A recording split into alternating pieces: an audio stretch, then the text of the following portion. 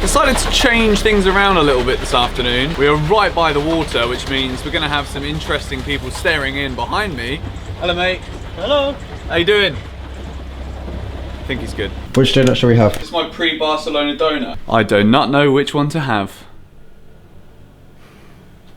Like, comment, subscribe for jokes and Valencia orange juice. They smell so... You're dropping it everywhere! We're finally back, we're finally here. Let's talk about Chelsea versus Barcelona now. The biggest pre-season friendly of Chelsea's tour so far. We've gone to Ireland, that's over and done with. We've had 50% of the matches in Japan. This one is the one that everybody has been looking forward to. This is the one where we're going to come up against one of the biggest tests in world football in Barcelona. Not only that, they've got debutants. They've got players like Antoine Griezmann who are likely to feature in that game. We're going to be playing for the first time, so we're really going to be up against it. And what we've seen in pre-season so far, 1 win, 1 draw and 1 defeat. It's been a bit of everything. We have seen different 11s in both halves of the opening 2 games. We've seen a very strong starting 11 in the first match in Japan against Kawasaki, and then as the match went on we made more substitutions, but I feel as though Frank is slowly getting closer to knowing what his best 11 and best formation is. So what we're going to do today is we're going to take a look over that formation. We're going to take a look at the players that I feel have done the best so far in pre-season, who have made the biggest claims to be in Frank Lampard's starting 11, particularly against Barcelona. N'Golo Kante. Kante has gone home. The injury that he picked up before the Europa League final is a little niggle to the knee that hasn't gone away. So he's still nursing that injury. He's flown back from Japan, back to Cobham in order to continue rehabilitation. It is a worry because we do need N'Golo Kante in this team. He needs to be ready for the start of the season. The best thing to do is not to try and get him to play through it by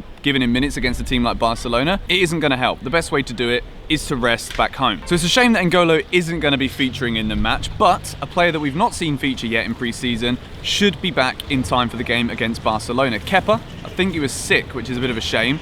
He should be ready, and I believe he will start the match against Barcelona. He may not play the full 90 minutes. Willy Caballero, who's come on and he's had a lot of minutes in pre-season, he is also likely to get some minutes in this game, but I believe Keppa is going to start in goal now that he's actually back with the squad. It moves us into the right back position. Now obviously Reece James is still out injured. He's not going to be able to feature in pre-season at all, although the good news is it looks as though he is going to be ready for near the start of the Premier League season, which is great for Chelsea, and it puts some pressure on Azpilicueta, who is probably the first choice right back at this point. So considering the pre-season, he's got the most minutes at right back. He is our best first choice right back, let's be honest. Azpilicueta is going to start for me against Barcelona with a 4 at the back. It moves us into the middle, so we're going to go with Kurt Zouma and David Luiz. Kurt Zouma has looked very good this pre-season. There is a lot of talk still that Everton are about to make a ridiculous bid in order to secure the services of Zouma next season. For Chelsea, if Everton offer something like 60 million, which I've seen rumoured today at times, it could be very difficult for Chelsea to decline that if Zouma wishes to push the move through to Everton himself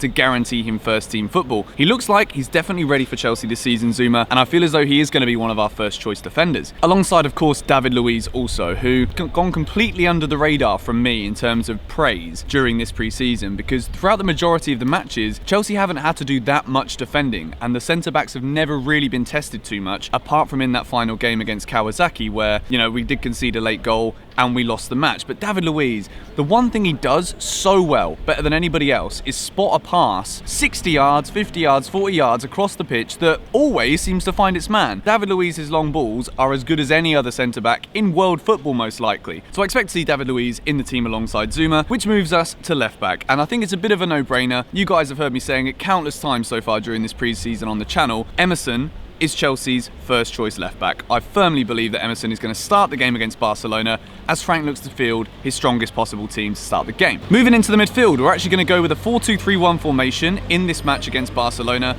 Jorginho, he is getting back to sharpness. He looked much better in the minutes that we saw him against Kawasaki Frontale. He is going to be in the middle. Obviously, if Kante was there, he would likely be partnered with N'Golo Kante. But I think Kovacic has actually had a very good pre-season as well. Probably the highlight moment, the assist for Mason Mount's goal in the game against St. Patrick. But I feel as though Kovacic is kind of that dough in the middle of Chelsea's midfield that kind of brings it all together, I would say. So I feel as though Jorginho and Kovacic in that 2 in front of the defence is probably what we're going to see against Barcelona. Moving into the 3 players behind the striker. This is where the questions are really starting to be asked for Chelsea. This is where the competition for the places really is. And we're going to start in the middle. And Ross Barkley certainly deserves to start this game against Barcelona, in my opinion. Ross is doing everything he can during this pre-season to make sure that he is one of the first choice central attacking midfielders for Chelsea next season. Ruben's going to come back. He's going to be one of the first choices. But I feel as though Ross Barkley couldn't really have done much more. We saw Mason Mount start the second half in the game against Kawasaki on the left. I think he's going to do the same again. I feel as though he's having a very good pre-season. Frank has said he expects him to play a massive part in the team next season. So Mason Mount on the left, which leaves the new boy, Christian Pulisic, on the right-hand side of the midfield. Many times in the game against Kawasaki when he did come on, difficult to really tell in what position he was being given. He spent a lot of the time drifting across the pitch, similar to Eden Hazard. We mentioned that after that match, that he was starting on the left, moving into the middle, and then over to the right as well, given the freedom to roam, as we like to say in football. Christian Pulisic is going to start on the right for me, which leaves us only with the striker. Who starts against Barcelona? The batsman, Michy Batshuayi. No goals yet, 1 goal, that's a lie. Just 1 goal so far in pre-season, but the energy is there, the sharpness is improving game by game, his touch is getting better, which has been something that we've criticised Michy of in the past. And I feel as though even though Giroud has scored more goals in pre-season than Michy Batshuayi, this is the game that we really want to see Michy put into. We're going to see him against one of the best teams in the world. Whether they field their strongest team or not,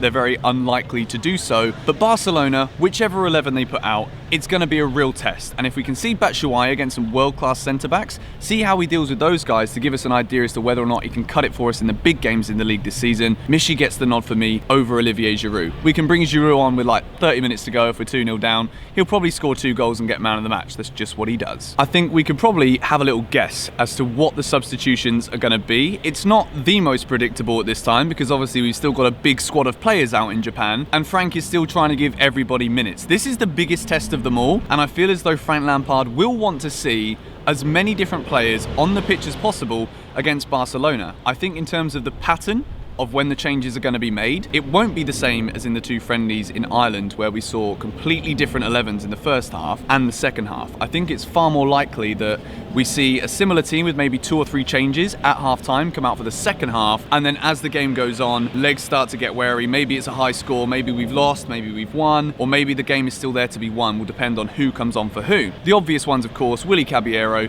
He can come on for Keppa. Fikayo Tomori, who looks as though he might be going out on loan next season, he's likely to come on for David Luiz. Obviously Christensen as well.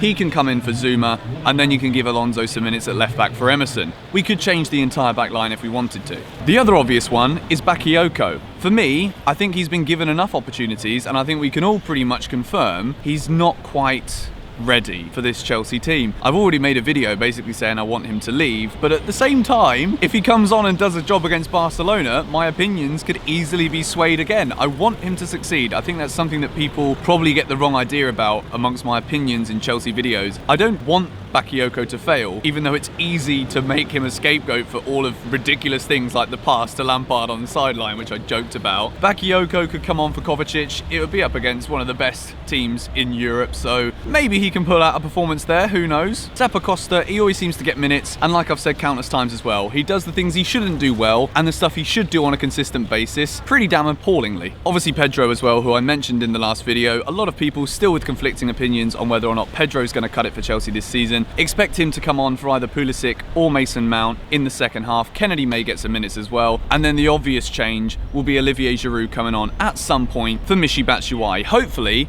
Michy manages to get himself a goal as well as playing some good football in that game against Barcelona. This is the friendly that everybody's been waiting for. It's the best fixture on the pre-season fixture list. We go to Reading next. It's ever so slightly different. Reading is the town that I am from, and I'm likely going to be actually going to that match, so I won't be doing a live stream because I'll be making a match vlog of that game. But Japan, it's been a bad start. Chelsea beaten 1-0 against Kawasaki. The real challenge is next. It's Barcelona. Rumour has it they're ready to give 3 debuts. I'm sure we're likely to see Griezmann coming up against maybe Zappacosta, which is an ever so slightly scary prospect. Need some orange juice for that. Sugar levels are going down.